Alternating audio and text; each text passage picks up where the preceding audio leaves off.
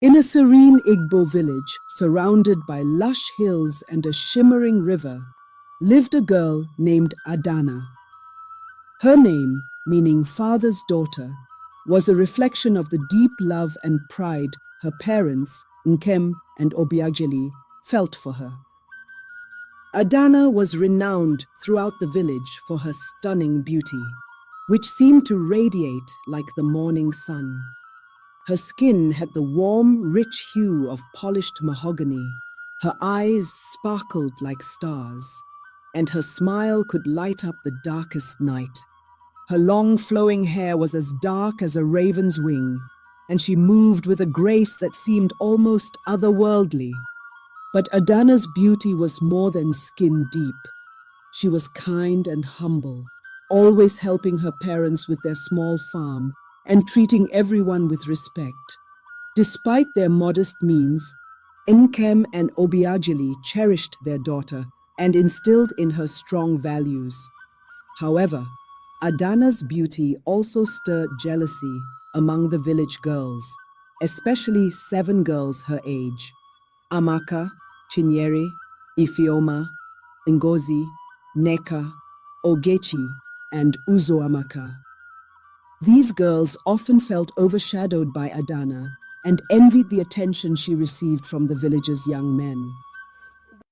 As the village prepared for the upcoming New Yam Festival, a time of great celebration, the excitement was palpable. The festival was a joyous occasion filled with music, dancing, and feasting. It was also a time when young women dressed in their finest attire, hoping to catch the eye of potential suitors. The festival's highlight was the dance, where the most beautiful maiden would be honored.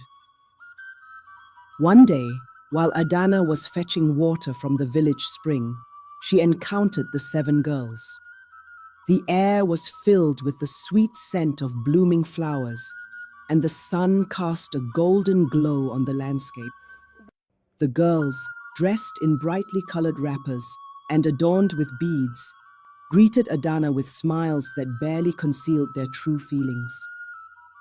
Amaka, with a voice laced with false sweetness, invited Adana to join them at the festival.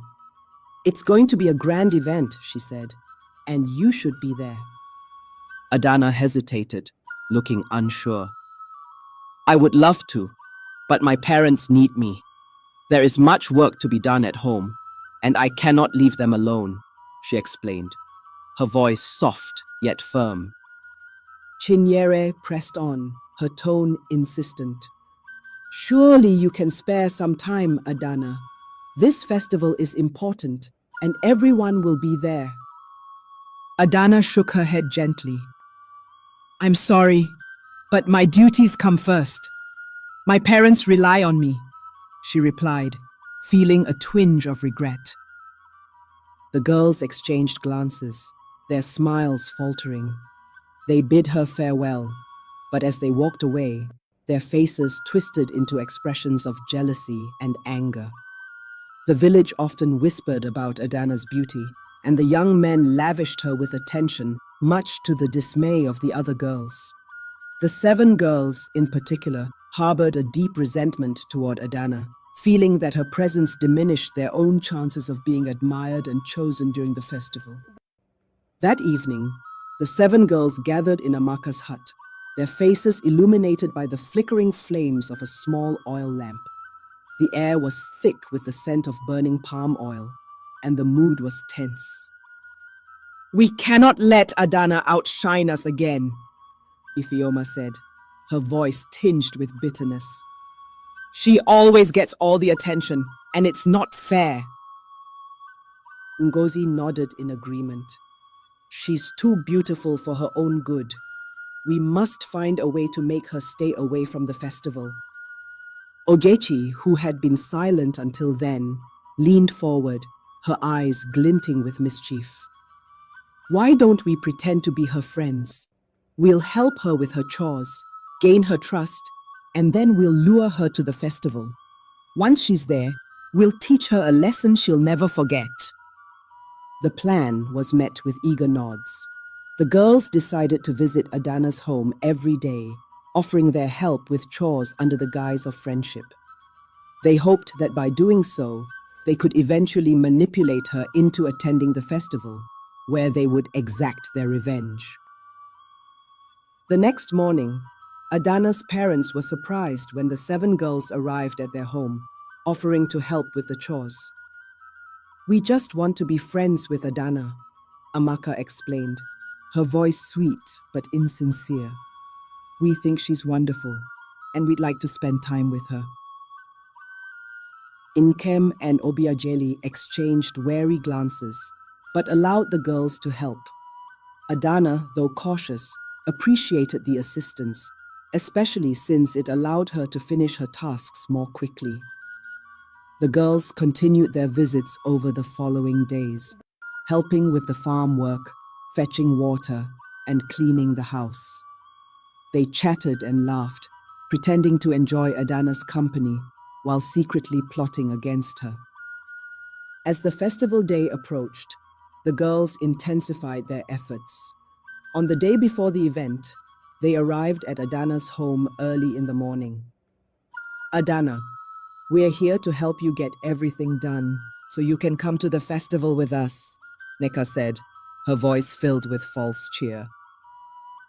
Adana hesitated, looking at the long list of chores her parents had left for her. The thought of attending the festival was tempting, but she knew her parents were strict about her completing her duties.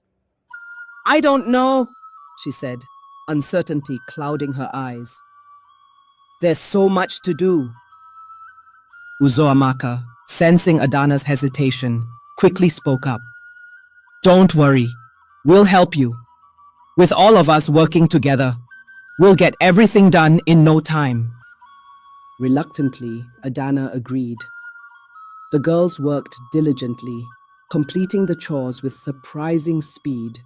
They fetched water, polished the walls, cleaned the floors, and weeded the garden. As they finished the last task, they turned to Adana, their faces alight with triumph. "See? Everything's done," Amaka said, a triumphant smile spreading across her face. "Now you have no excuse not to come." Adana, seeing the completed chores and feeling a twinge of excitement, decided to join them. She dressed in a simple but elegant outfit, her beauty shining even without the adornments that the other girls wore. The 7 girls exchanged glances, their eyes narrowing with jealousy, but they kept their true feelings hidden. The journey to the festival was filled with laughter and chatter, but beneath the surface, the girls' resentment simmered. As they approached the river that marked the halfway point to the village hosting the festival, a sudden hush fell over the group. The river was known to be the domain of a powerful water juju, a spirit that required offerings from those who crossed its waters. The 7 girls, familiar with the tradition, had brought small portions of fufu and fish to offer to the spirit. Adana,